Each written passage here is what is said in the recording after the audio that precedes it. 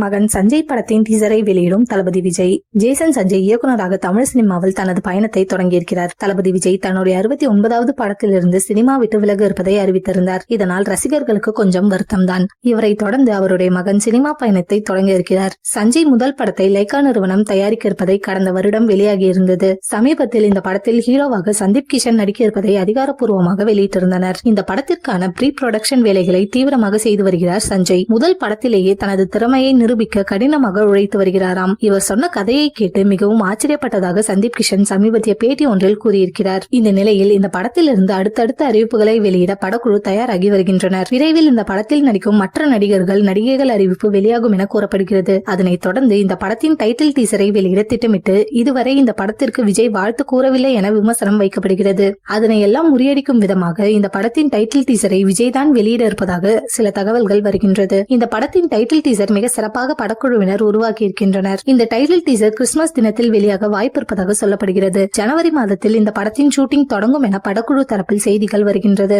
அடுத்த வருட இறுதியில் இந்த படம் வெளியாக வாய்ப்பிருக்கிறதாம்.